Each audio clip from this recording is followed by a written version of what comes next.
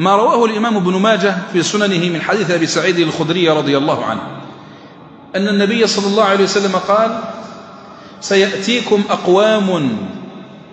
سيأتيكم أقوام يطلبون العلم، فإذا رأيتموهم فقولوا مرحبا مرحبا بوصية رسول الله صلى الله عليه وسلم. قال: وأفتوهم، في رواية اقنوهم أي علموهم وأغنوهم وأصلحوا حالهم.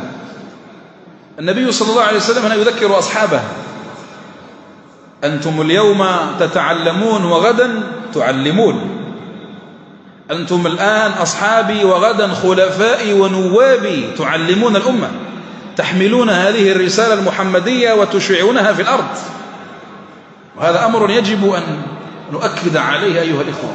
احنا لا نحضر مجالس العلم ومجالس الذكر لكي نرجع إلى بيوتنا وننام وكأنه لم يكن شيء، لا، نتعلم لنعمل، نتعلم لندعو، نتزود بزاد الإيمان والمعرفة وزاد العلم والعرفان في المساجد لكي نخرج مبشرين معلمين داعين إلى الله تبارك وتعالى. الدعوة إلى الله، النصيحة لله ولرسوله ولكتابه ولأئمة المسلمين وعامتهم، هذه ليست وظيفة الأئمة والخطباء فقط أو وظيفة الشيوخ والعلماء، بل هي واجب كل مسلم، كل واحد حيث أقامه الله تبارك وتعالى يجب عليه أن يؤدي رسالته، أن يحمل هم هذا الدين، سواء كان صغيرا أم كبيرا، كل واحد. وعلى قدر الهم تكون الهمة. أصحاب رسول الله صلى الله عليه وسلم كانوا عظماء. علاش كانوا عظماء؟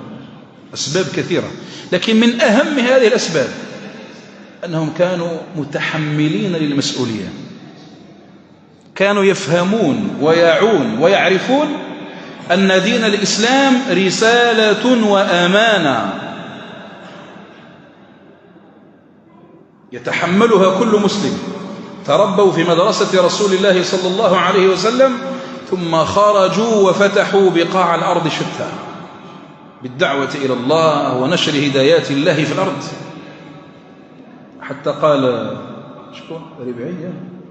ربعي بن عامر لما وصلوا إلى ما كان بينهم وبين الفرس، قالوا: من أنتم؟ شوف صحابي جليل كيف يفهم الإسلام. قالوا: من أنتم؟ ماذا تريدون؟ فقال رضي الله عنه وأرضاه، ايش قال؟ شو رأس الكلمة؟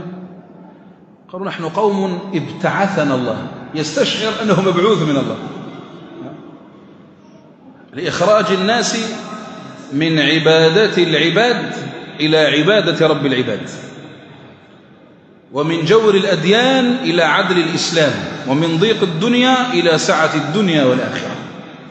هكذا كانوا يتحملون أعباء الرسالة. والعصر إن الإنسان لفي خسر إلا الذين آمنوا زيد، هذا مكان، لا يكفي، الذين آمنوا زيد وعملوا الصالحات، هذا مكان، لا يكفي، وتواصوا بالحق وتواصوا بالصبر.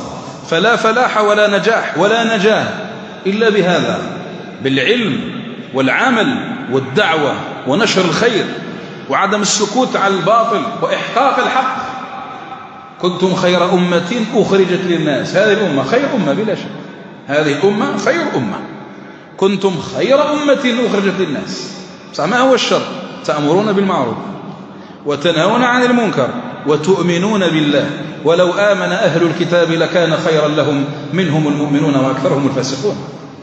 أنتم خير أمة، ماشي بالكلام، ماشي بالرجال، أنتم خير أمة بشرطها، بشرط الأمر بالمعروف والنهي عن المنكر. ولتكن منكم أمة يدعون إلى الخير ويأمرون بالمعروف وينهون عن المنكر وأولئك هم المفلحون. فلا فلاح إلا بهذا. من أعظم خصائص المؤمنين الأمر بالمعروف والنهي عن المنكر والنصيحة. أمة تأمر بالمعروف وتنهى عن المنكر، أمة لا تضيع فيها الحقوق. أمة تنصح لله ولرسوله ولكتابه ولأئمة المسلمين وعامتهم، أمة لا يفشو فيها الظلم. قال عليه الصلاة والسلام: لتأمرن بالمعروف ولتنهون عن المنكر، أو ليوشكن الله أن يعمكم بعذاب من عنده ثم تدعونه فلا يستجاب لكم. الحديث عند الترمذي من حديث حذيفة. فإحنا نتعلم لنعمل، ونعمل لندعو ولنبلغ ولكي ننشر الخير ونقلل من الشر. انصر أخاك ظالما أو مظلوما. قالوا: يا رسول الله ننصره مظلوما فكيف ننصره ظالما؟ قال: تضرب على يده وتمنعه من الظلم.